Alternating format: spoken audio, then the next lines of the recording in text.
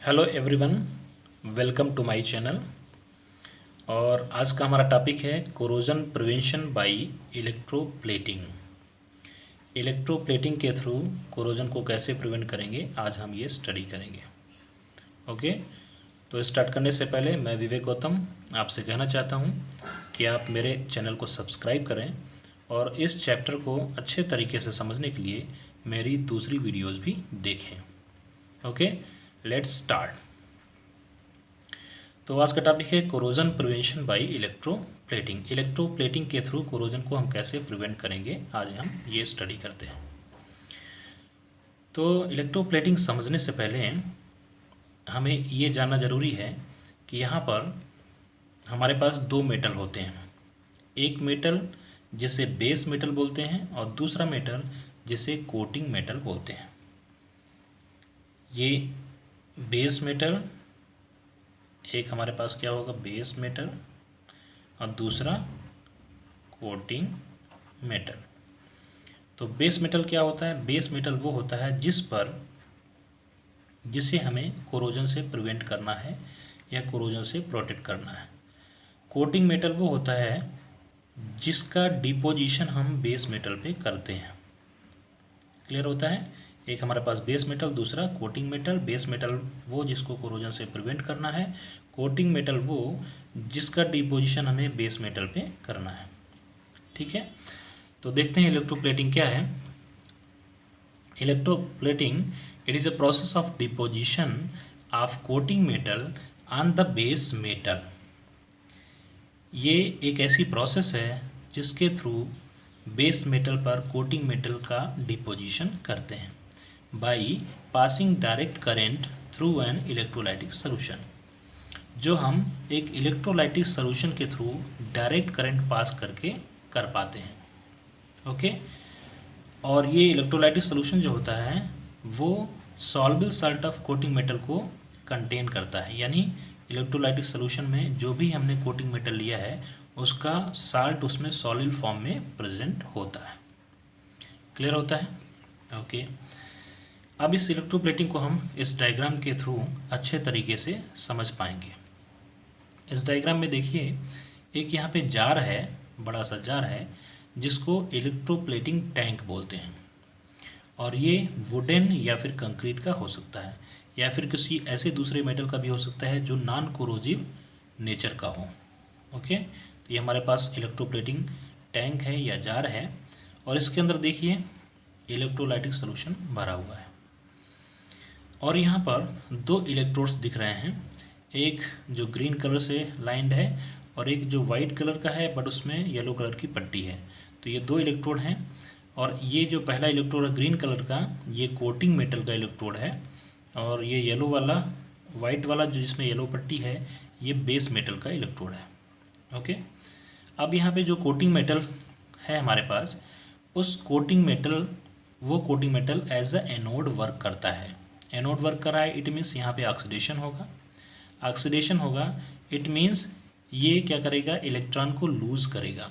Electron को देखिए loose कर रहा है, इलेक्ट्रॉन को लूज़ करेगा और लूज़ करने के बाद उसके मेटल आयंस बनेंगे, जो मेटल आयंस इस इलेक्ट्रोलाइटिक सोल्यूशन में आके फ्रीली मूव करेंगे। ये मेटल आयंस M+ के फॉर्म में, M+ के फॉर्म में इस पूरे इलेक्ट्रोलाइट में फ्रीली मूव करते हैं।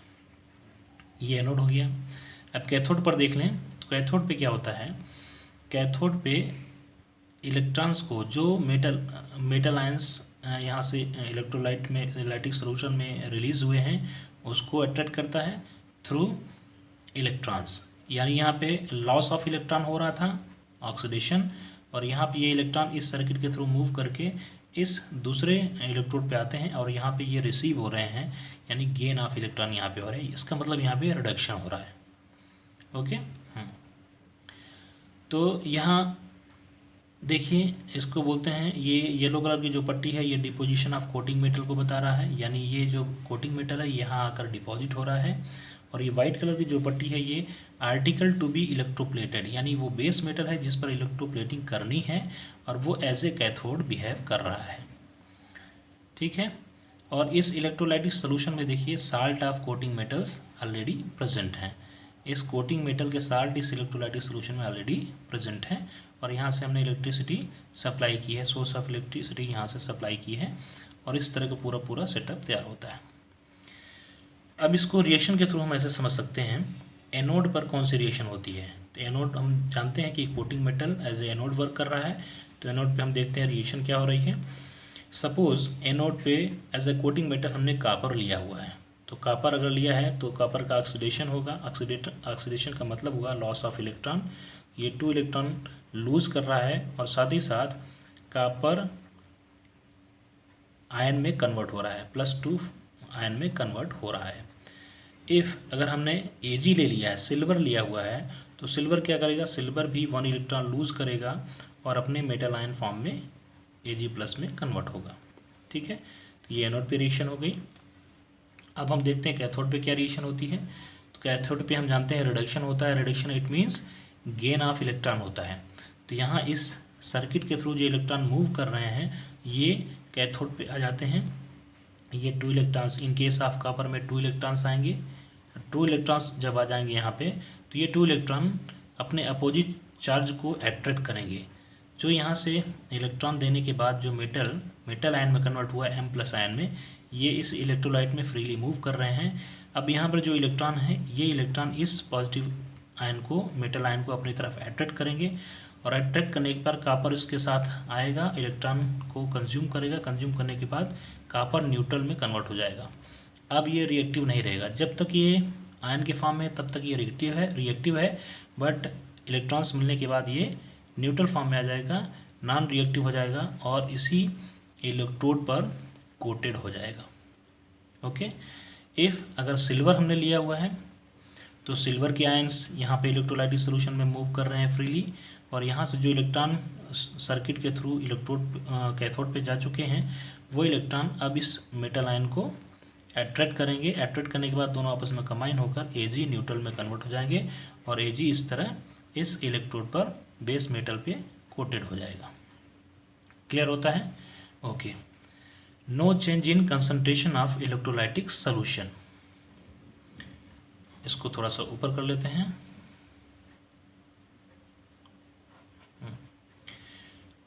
No change in concentration of electrolytic solution. अब ये इलेक्ट्रोलाइटिक सोल्यूशन है, इसके कंसंट्रेशन में कोई परिवर्तन नहीं होता है, कोई चेंज नहीं होता है, because it contains already the salt of coating metal. ये इलेक्ट्रोलाइटिक सोल्यूशन कोटिंग मेटल के साल्ट को ऑलरेडी कंटेन करके रखता है, इसलिए उसके कंसंट्रेशन में कोई चेंजेस नहीं होते। ठीक है, वन मोर थिंग, अगर ये कोटिंग मेटल हमने प्योर लिया है, in case of pure coating metal the loss of weight of coating metal is just equivalent to gain of weight of base metal in case of pure metal। अगर pure metal है तो जितना यहाँ पे wait का loss होगा coating metal का, उतना ही यहाँ पे बेस मेटल के वेट में गेन होगा। But in case of impure coating metal, यहाँ पर जो इम्प्योरिटीज़ होंगी वो नीचे जाके बॉटम में सेटल डाउन हो जाएंगी in the form of mud, और उस केस में the loss of weight of coating metal is not equivalent to gain of weight of base metal. Okay, clear होता है? चलिए अब इसके एप्लीकेशन की बात कर लेते हैं। इस इलेक्ट्रोप्लेटिंग का एप्लीकेशन कहाँ पर होता है? फर्स्ट, कोरोजन प्रिवेंशन के लिए होता है, हम समझ चुके हैं, कोरोजन को प्रिवेंट करता है। Decoration of metal articles, metal के जो आर्टिकल्स बनते हैं उसके डेकोरेशन के लिए भी इसका इस्तेमाल होता है। Third one, plating of ornaments, जो ज्वेलरीज बनती हैं उसके ऊपर भी प्लेटिंग करने के लिए इलेक्ट्रोप्लेटिंग मेथड या प्रोसेस को यूज़ करते हैं। And the last one is machineries part, कुछ मशीनरीज पार्ट को कोरोजन से प्रिवेंट करने के लिए उस पर इलेक्ट्रोप्लेटिंग की जाती है। ओके, क्लियर होता है? तो इस तरह it's all about phase equilibrium and corrosion, और आज phase equilibrium and corrosion topic यहाँ पर पूरा होता है। तो best of luck for your exams. Thank you, thanks for watching.